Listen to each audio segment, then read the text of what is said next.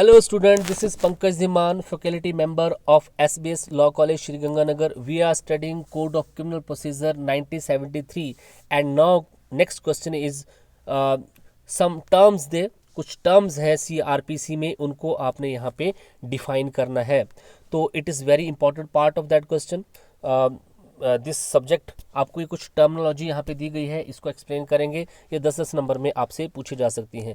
तो कुछ टर्म्स हैं CRPC में, इनकी बहुत इंपॉर्टेंस है. इनके बिना आप कभी भी CRPC को अच्छे से समझ नहीं पाएंगे. तो CRPC में inquiry, investigation, judicial proceeding, victim क्या होता है, इसको आपने समझना है.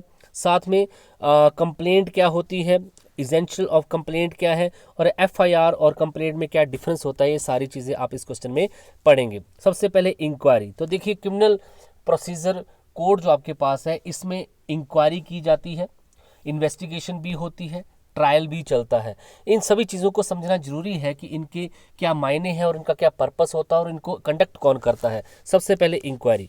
क्रिमिनल केसेस की बात कर रहे हैं हम, क्योंकि ये जो आपके पास कोड है स्पेशली जो फ्रेम किया गया है for the procedure of the criminal cases. Criminal cases में कैसे प्रोसीजर चलेगा वही आपको यहाँ पे बताता है. और सब्सटेंशियल लॉ आपको पता है, आपके पास IPC है. IPC में जो एक्ट क्राइम लिख रखे हैं, अगर कोई वो क्राइम करता है तो किस तरीके से उसको जो है पूरा एक प्रोसीजर के थ्रू जो है सज़ा दी जाएगी, वही आपको CRPC यहाँ पे बताता है. देखिए, इंक्वायरी क्या है. The definition of the word inquiry is given in the section 2G of the code of criminal procedure 1973. तो पहली बात जो आपको याद रखनी है कि इंक्वायरी की डेफिनेशन जो है वो CRPC के सेक्शन 2G में दी गई है. इंक्वायरी होती क्या है? Inquiry means every inquiry other than a trial conducted under the code by a magistrate और कोर्ट. तो इंक्वायरी जो होती है, इसको करता कौन है यहाँ पे बताया गया है. इंक्वायरी जो होती है इसको सिर्फ मजिस्ट्रेट या कोर्ट के थ्रू किया जाता है और ये ट्रायल का पार्ट नहीं होता है. ये उस ट्रायल जो चलता है वो बाद में चलता है, ये इंक्वायरी होती है. अब देखिए, इंक्वायरी किसके लिए होती है, थोड़ा सा सिंप्लीफाई इसको करते हैं. देखिए, जो भी एविडेंस जो है पुलिस ऑफिसर ने जमा करवाए हैं, जिनको एविडेंस जो उसने जो लेके आया है उस केस से रिलेटेड, क्या वो एविडेंस जो है पुलिस ऑफिसर ने जो कलेक्ट किए हैं वो जेन्युइन है कि नहीं है, इनकी इंक्वायरी जो है वो मजिस्ट्रेट के थ्रू की जाती है. वो देखता है कि क्या ये एविडेंस जेन्युइन है या इसमें किसी तरीके का वहाँ पे कोई गलत चीज़ जो है लाई गई है. तो जो भी एविडेंस पुलिस ऑफिसर प्रोड्यूस करता है कोर्ट में, उनकी इंक्वायरी मजिस्ट्रेट या कोर्ट करती है और ये ट्रायल नहीं होता है. ये ध्यान में रखिएगा, ये ट्रायल नहीं होता है. ट्रायल तो अभी आगे चलना है. द इंक्वायरी, अब देखिए यहाँ पे it is clear from the definition that the inquiry is different from the trial. पहली बात, ये ट्रायल से अलग होता है. दूसरा, ये मजिस्ट्रेट या कोर्ट करती है और अंडर दिस कोड करती है. इस कोड में जिस तरीके से प्रोसीजर बताया गया है उसी तरीके से इंक्वायरी की जाती है. The main purpose of the investigation to determine the veracity of the fact. जो फैक्ट है, जो घटनाक्रम हुआ है, उसकी को चेक करने के लिए ही जो है बेसिकली जो है यहाँ पे इंक्वायरी जो है की जाती है. देखिए, मेरे पर इन्वेस्टिगेशन जो किया है, पुलिस ने जो इन्वेस्टिगेशन किया है, जो भी एविडेंस वहाँ पे रखे हैं, उनकी जो है उन फैक्ट्स को चेक किया जाता है कि क्या जो इन्वेस्टिगेशन पुलिस ने की है वो जेन्युइन है या नहीं. All those actions are included under the investigation which are done by the magistrate in the court of the proceeding. Inquiry is the function of the magistrate, it has nothing to do with the exploration. देखिए, inquiry जो ये function किसका, magistrate का है. इसका कुछ भी exploration या जांच पड़ताल से लेना देना नहीं है. सिंपल यहाँ पे आपने यही समझना है कि इंक्वायरी क्या होती है. इंक्वायरी मजिस्ट्रेट करता है या कोर्ट करता है और ये ट्रायल से अलग होती है और अंडर दिस सब्जेक्ट करता है. और पर्पस क्या होता है मैंने आपको बता दिया. पर्पस, जो भी इन्वेस्टिगेशन पुलिस ने की है, जो भी एविडेंस पुलिस ने कलेक्ट किए हैं उस ऑफेंस से रिलेटेड, उनकी इंक्वायरी जो है मजिस्ट्रेट करता है कि वो एविडेंस और जो इन्वेस्टिगेशन जो की गई है क्या वो जेन्युइन है या नहीं है. इसी को हम इंक्वायरी बोलते हैं. अब इन्वेस्टिगेशन पे आ जाइए. तो जैसे इंक्वायरी जो है मजिस्ट्रेट करता है, इन्वेस्टिगेशन हमेशा जो है एक पुलिस ऑफिसर यहाँ पे करता है. तो होपफुली आपको क्लियर होगा, कुछ बातें अभी क्लियर होगी होंगी. तो definition of the word investigation. The definition of the word investigation is given in section 2H। तो 2G में जहाँ पे इंक्वायरी की डेफिनेशन दी गई थी, 2H में यहाँ पे CRPC में जो है इन्वेस्टिगेशन की डेफिनेशन जो है दी गई है। Investigation include all the proceeding under this code for the collection of evidence conducted by the police officer or by any person other than the magistrate who is authorized by a magistrate in behalf. तो यहाँ पे आपको अब clear हो गया होगा कि investigation क्या है जो इस कोड के, इस एक्ट जो आपके CRPC कोड के अंडर की जाती है। और इसमें होता क्या है कि पुलिस ऑफिसर जो है जो एविडेंस है उनकी कलेक्शन करता है, और ये कोई भी पर्सन हो सकता है लेकिन ये मजिस्ट्रेट नहीं हो सकता, क्योंकि मजिस्ट्रेट इंक्वायरी करता है ना कि इन्वेस्टिगेशन। और ये जो इन्वेस्टिगेशन की जाती है इसको अथॉराइज मजिस्ट्रेट करता है, मतलब कि मजिस्ट्रेट के बोलने पे ही जो इन्वेस्टिगेशन जो है वो पुलिस ऑफिसर करता है। सो अब आपको यहाँ पे क्लियर हो गया होगा कि इन्वेस्टिगेशन को सिंपल वर्ड में डिफाइन करें तो कि ऐसी प्रोसीडिंग है जो कि पुलिस ऑफिसर करता है। दूसरा, bye any person other than the magistrate, किसी भी पर्सन के थ्रू की जा सकती है लेकिन वो मजिस्ट्रेट नहीं हो सकता, लेकिन उसको अथॉराइज मजिस्ट्रेट करेगा, और ये इस कोड के अंडर की जाती है। पर्पस क्या होता है? एविडेंस कलेक्ट करना उस ऑफेंस के लिए। The main object of the investigation is to get to the bottom of the matter and find out the truth. Jamuna Chaudhary versus state of Bihar एड 1974 सुप्रीम कोर्ट के केस में बोला गया कि इन्वेस्टिगेशन का पर्पस क्या है कि ट्रुथ को सामने लाना, कि हुआ क्या है एक्चुअली वो सामने लाना, तो वो इन्वेस्टिगेशन में थ्रू ही होता है। इसीलिए पूरा केस जो है पुलिस की इन्वेस्टिगेशन पे ही डिपेंड होता है। Investigation is a matter of sole police jurisdiction. ये जो इन्वेस्टिगेशन जो है ये पुलिस की जुरिसडिक्शन में आती है, पुलिस के क्षेत्र अधिकार में आती है, ये काम पुलिस का होता है। मजिस्ट्रेट का इससे लेना देना कुछ नहीं होता है, लेकिन ऑथराइज मजिस्ट्रेट ही करता है, लेकिन वो करता नहीं है, वो ऑथराइज करता है कि आप करिए, खुद नहीं करता है। The following things mainly comes in the investigation. Departure of the case, किस तरीके से सीन, किस तरीके से पूरा सीन हुआ जो ऑफेंस हुआ है। To determine the fact and circumstances of the cases, उसके फैक्ट को समझना, निर्धारित करना, पूरे केस के सर्कमस्टांसेस को देखना, सर्च करना, अरेस्ट करना एक्यूज को, एविडेंस कलेक्ट करना, draw a conclusion, chargesheet file करना, यही जो है इन्वेस्टिगेशन की सारी चीज़ें जो है आ जाती हैं, जिसको आप डिटेल में आगे पढ़ेंगे जब पुलिस की इन्वेस्टिगेशन का पूरा चैप्टर, क्योंकि आपने पिछले क्वेश्चन में पढ़ा कि 37 चैप्टर हैं, 484 जो आपके पास सेक्शन है, इन 37 में से एक चैप्टर वो है जहाँ पे पुलिस किस तरीके से इन्वेस्टिगेशन करेगी, ये पूरा प्रोसीजर बताया गया। इस तरीके से 37 चैप्टर जो कि अलग अलग सिचुएशंस की बात यहाँ पे करते हैं। तो hopefully inquiry and investigation is clear now. Next question आपके पास जुडिशियल प्रोसीडिंग। जुडिशियल प्रोसीडिंग क्या होती है? The definition of the word judicial proceeding is given in the section 2I of the code of criminal procedure 1973। तो CRPC 73 के section 2I के अंदर जो है जुडिशियल प्रोसीडिंग की बात की गई है। जुडिशियल प्रोसीडिंग कुछ भी नहीं होती है, including any proceeding in the course of which evidence is or may be legally taken out. जब भी कोई भी एविडेंस जो है ओथ पे लिया जाता है, शपथ पे लिया जाता है, उसी को हम क्या बोलते हैं? जुडिशियल प्रोसीडिंग बोलते हैं। तो कोई भी एविडेंस जब जो है ओथ पे लिया जाएगा ना, तो उसको हम जुडिशियल प्रोसीडिंग बोलेंगे।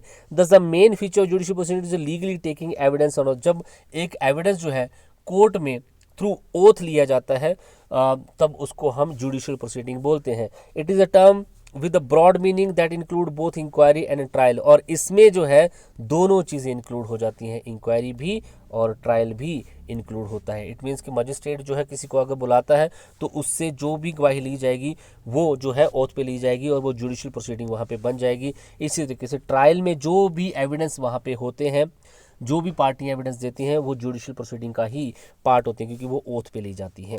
होपफुली आपको क्लियर हुआ होगा। नेक्स्ट आपके पास विक्टिम। विक्टिम कौन है? पीड़ित, जिसके साथ ऑफेंस हुआ है, एक्यूज जिस पे आरोप लगे हैं और जो उसने ऑफेंस किया है, जो उस ऑफेंस से ग्रसित है, उसको हम विक्टिम बोलेंगे। The definition of word victim is given in the section 2WA of the code of criminal procedure 1973। अब इसमें विक्टिम को समझिए आप क्या है। Victim means a person who has suffered any loss और injury caused by a person of the act or omission for which the accused person has been charged. An expression victim include his और his guardian और legal higher also. तो victim की एक बहुत comprehensive definition यहाँ पे दी गई है। विक्टिम कौन है? जिसको लॉस हुआ है, जिसको इंजरी हुई है, किसके एक्ट से? उस एक्यूज पे, जिस पे आरोप लगे हैं, जिस पे चार्ज लगे हैं, जिसको जो है आरोपित वहाँ पे किया गया है।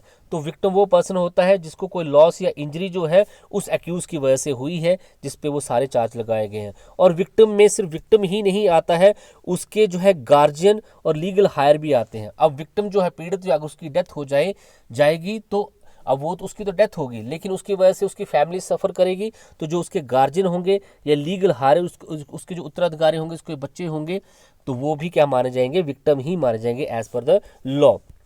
दस the victim means a person. तो विक्टिम कौन है? विच बाय एनी एक्ट और मिशन ऑफ द एक्यूज आरोपी के किसी एक्ट और मिशन की वजह से उसको कोई लॉस, कुछ डैमेज होता है, तो उसको हम क्या बोलेंगे? विक्टिम बोलेंगे। और विक्टिम में उसके लीगल रिप्रेजेंटेटिव भी सारे जो है आ जाते हैं।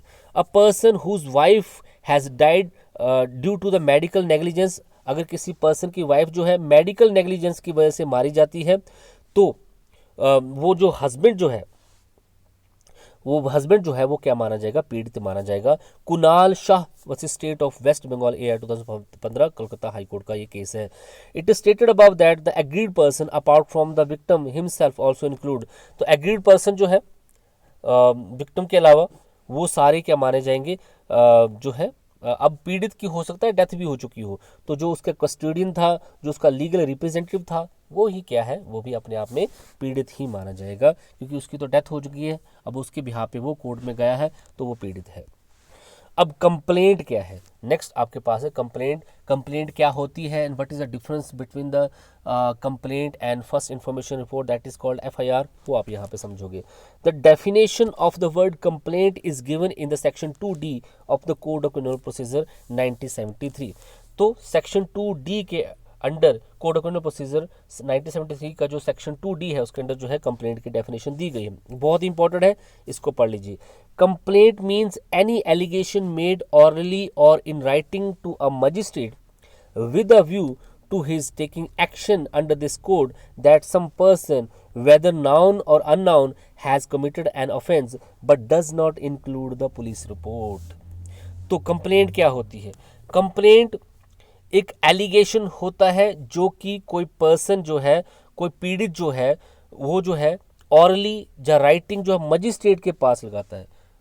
वो पुलिस स्टेशन में FIR दर्ज नहीं कराता, वो डायरेक्टली जो है मजिस्ट्रेट के पास पहुंच जाता है और वहाँ पे जो है अपनी कंप्लेंट करता है, कोई एलिगेशन किसी पर्सन पे लगाता है कि इस कोड के अंडर जो है उस पर्सन पे कार्रवाई की जाए जिसने उसके अगेंस्ट कोई क्राइम किया है, चाहे वो उस पर्सन को जानता है या नहीं जानता है, तो हम उसको कंप्लेंट बोलेंगे। तो कंप्लेंट में 2-3 चीज़ें आपकी क्लियर होगी। कंप्लेंट क्या है?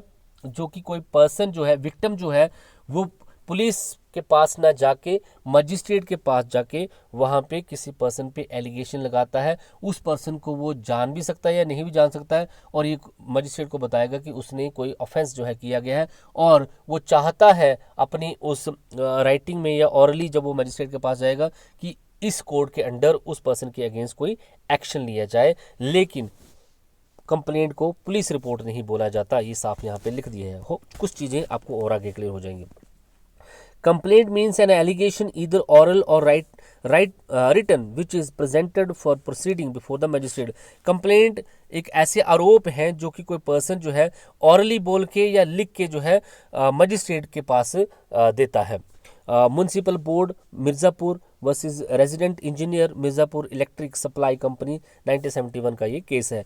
कंप्लेंट मींस एन एलिगेशन इधर ओरिजिनल और writing made by the magistrate. तो सीधी सी बात है, जब आप कोई एलिगेशन कोई एलिगेशन जो है पुलिस के पास नहीं लगाते किसी पर्सन के अगेंस्ट, सीधे मजिस्ट्रेट के पास पहुंच जाते हैं, उन्हीं को हम क्या बोलते हैं? उसको हम कंप्लेंट बोलते हैं।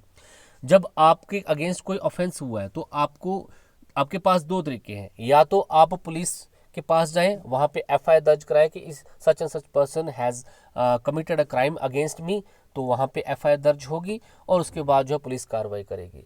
लेकिन आपके पास एक और तरीका होता है, आप सीधा मजिस्ट्रेट को भी अप्रोच कर सकते हैं। वहाँ पे आप जो है बताएंगे कि किसी पर्सन ने कोई क्राइम उसके अगेंस्ट किया है और आप इसके अगेंस्ट कार्रवाई करिए, तो फिर मजिस्ट्रेट को आप सीधा वहाँ पे बता रहे हैं। तो दो तरीके हैं आपको अपने ऑफेंस को आपके अगेंस्ट जो हुआ है उसको बताने के, या तो कंप्लेंट करिए या एफआईआर में करिए। फ़र्क यही है कि एफआईआर में अब इन्वेस्टिगेशन जो है वो पुलिस करती है और कंप्लेंट में जो है अब इन्वेस्टिगेशन मजिस्ट्रेट के थ्रू मजिस्ट्रेट ऑर्डर करता है पुलिस को करने के लिए। ये उस टाइम पे भी होता है जनरली जब कई बार जो है आपकी एफआईआर दर्ज जो है पुलिस नहीं करती है, तो आप सीधी कंप्लेंट भी जो है मजिस्ट्रेट को लगा सकते हैं और मजिस्ट्रेट फिर ऑर्डर करेगा पुलिस को कि इसमें इन्वेस्टिगेशन करिए। सो अब इसेंशियल एलिमेंट भी इसमें देख लेते हैं कि क्या क्या इसेंशियल एलिमेंट होते हैं कंप्लेंट के under. The complaint can be in any form, ये ऑरली या रिटर्न दोनों तरीके से की जा सकती है। It is produce before the magistrate, ये मजिस्ट्रेट के सामने की जाती है।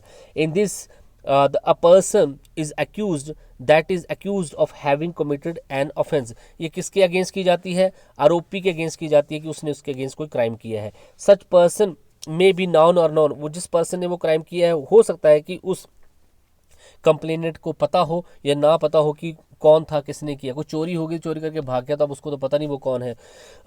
Its purpose is to be acted upon by the magistrate, इसका पर्पस ये होता है कि मजिस्ट्रेट यहाँ पे एक्शन ले, पुलिस को बोले कि इंक्वायरी करे, इन्वेस्टिगेशन करे। This is done in the manner provided in this code, ये उस तरीके से की जाती है जिस तरीके से इस कोड में लिख रखा है। You have to follow the code, criminal procedure code आपको फॉलो करना है, उसी के तरीके से आपको ये कार्रवाई करनी है। Does not include the police report, और कंप्लेंट जो है वो पुलिस रिपोर्ट नहीं होती है, एफआईआर नहीं होती है। कंप्लेंट अलग है, पुलिस रिपोर्ट अलग है, ये आपको मैंने पहले ही बताया। It is not necessary to mention in the complaint by the complaint the effect which is with him, तो ये जरूरी नहीं है कि कंप्लेंट में कंप्लेनेंट को क्या इफेक्ट हुआ है, इस तरीके की चीज़ बताना यहाँ पे जरूरी नहीं है। हालिमुद्दीन वर्सेस अशोक सीमेंट के केसेस में ये बोला गया। अब कंप्लेंट और फर्स्ट इन्फॉर्मेशन रिपोर्ट में डिफरेंस क्या है ये आप यहाँ पे देख लें, आपके पास चीज़ें और क्लियर हो जाएंगी। Although the object of the complaint and first information report is same, object दोनों का सेम है, क्रिमिनल ट्रायल स्टार्ट करना, क्रिमिनल इंक्वायरी और इन्वेस्टिगेशन स्टार्ट करना, ये दोनों का पर्पस है। फर्क यहाँ पे क्या है वो आप यहाँ पे देख लीजिए। पर्पस दोनों का सेम है, क्या है कि क्रिमिनल जो एक प्रोसीडिंग है, इन्वेस्टिगेशन है, इंक्वायरी है, उसको स्टार्ट करना। लेकिन डिफरेंस भी है वो देख लें। The complaint is presented before the magistrate while the first information report is presented before the police officer. ये पे आपको क्लियर हो गया कि कंप्लेंट जो है वो मजिस्ट्रेट को लगाई जाती है, जो फर्स्ट इन्फॉर्मेशन रिपोर्ट जिसको हम एफआईआर बोलते हैं वो पुलिस ऑफिसर को लगाई जाती है। The complaint is investigated by the magistrate while the first information report is investigated by the police officer। जो कंप्लेंट होती है उसकी इन्वेस्टिगेशन मजिस्ट्रेट ही करता है। अब मजिस्ट्रेट खुद तो नहीं करता, वो पुलिस ऑफिसर को ही उसकी इन्वेस्टिगेशन करने के लिए बोलता है, लेकिन करवाई किसके थ्रू जाती है? मजिस्ट्रेट के थ्रू कराई जाती है। लेकिन पुलिस जो फर्स्ट इन्फॉर्मेशन रोड पे जो इन्वेस्टिगेशन होती है वो हमेशा पुलिस ऑफिसर जो है खुद करता है, वो उसको कोई ऑर्डर मजिस्ट्रेट से नहीं आता, उसको ऑर्डर हमेशा जो कंप्लेंट के थ्रू जो है आता है, तब वो उस तरीके से करता है। A complaint can be send to a police officer for the investigation. अब जैसे मैंने आपको बताया, अब कोई कंप्लेंट की गई है तो वो मजिस्ट्रेट जो है उस कंप्लेंट को पुलिस ऑफिसर को सेंड करेगा और बोलेगा कि इस पर इन्वेस्टिगेशन करिए। लेकिन फर्स्ट इन्फॉर्मेशन रिपोर्ट में हमेशा जो है पुलिस ऑफिसर जो है इन्वेस्टिगेशन करता है, उसको कोई रिपोर्ट वहाँ पे सेंड नहीं की जाती है। After the investigation on the complaint cognizance is taken by the magistrate. जैसे ही पुलिस जो है इन्वेस्टिगेशन कर लेती है, अब उसका संज्ञान जो है मजिस्ट्रेट लेता है। लेकिन पुलिस ऑफिसर जब एफआईआर के अंडर इन्वेस्टिगेशन करता है तो वो उसका संज्ञान खुद लेता है और वो चार्जशीट वहाँ पे फाइल करता है। तो ये जो है एक बेसिक डिफरेंस होपफुली आपको यहाँ पे क्लियर हो गया होगा। Thank you so much.